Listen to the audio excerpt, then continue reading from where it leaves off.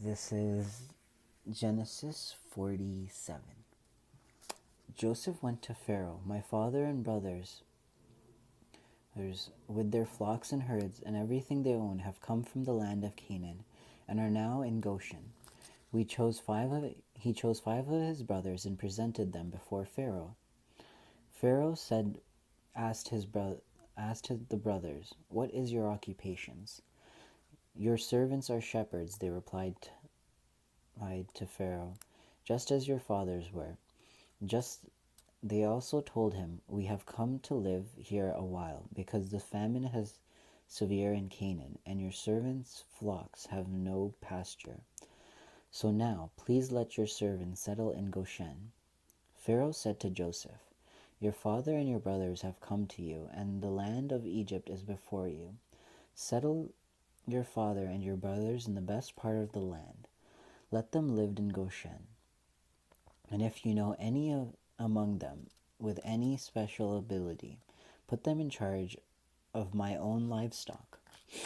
When Joseph brought his father Jacob in and presented him before Pharaoh, after Jacob blessed Pharaoh, Pharaoh asked him, "How old are you?" And Jacob said to Pharaoh, "The year of my pilgrimage is 130, and my years have been few and difficult. They do not equal the years of the pilgrimage of my fathers." Then Jacob blessed Pharaoh and went out from his presence. So Joseph settled his father and his brothers in Egypt and gave them property in the best part of the land, the district of Ramez. As Pharaoh directed, Joseph also provided his father and his brothers with all the father's household with food, according to the number of their children. Joseph and the famine. There was no food, however, in the whole region because the famine was severe. Both Egypt and Canaan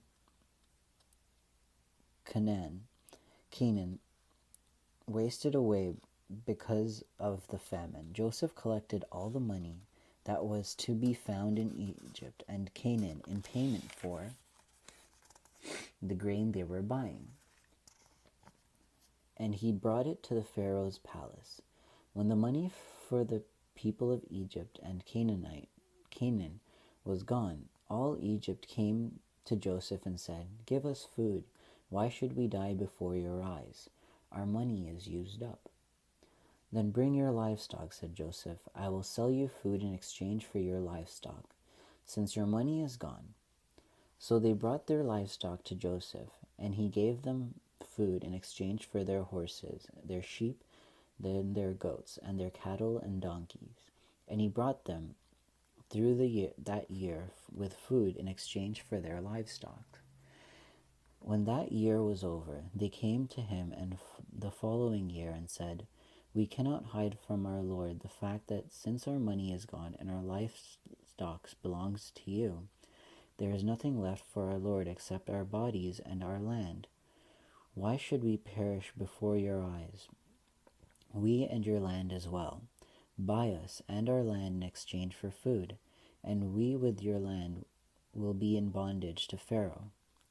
Give us seed so that we may live and not die, and that the land may not become desolate." So Joseph bought all the land in Egypt for Pharaoh, and the Egyptians, one and all, sold their fields because the famine was too severe for them. The land became Pharaoh's, and Joseph reduced the people to servitude from one end of Egypt to the other. However, he did not buy the land of the priests, because they received a regular allowance from the Pharaoh and had food enough from the allotment Pharaoh gave them. That is why they did not sell their land. Joseph said to the people, "Now that I have bought you and your land today for Pharaoh, there is seed for you so you can plant the ground. But when the crop comes in, give a fifth of it to Pharaoh. The other 4/5 you may keep as seed for the fields as food for yourselves and your household and your children. You may have saved our lives, they said, but we find favor in your eyes of our Lord, and we will be in bondage to Pharaoh. So Joseph established it was a law concerning land in Egypt, still in force today, that a fifth of the produce belongs to Pharaoh. And it was only the land of the priests that did not become the Pharaoh's. Now the Israelites settled in Egypt in the region of Goshen. They acquired property there and were fruitful and increased greatly in number. Jacob lived in Egypt 17 years, and the years of his life were 147. When the time drew near for Israel to die, he called for his son Joseph and said to him, "If I have found favor in your eyes, put your hand under my thigh and promise that you will show me kindness and faithfulness.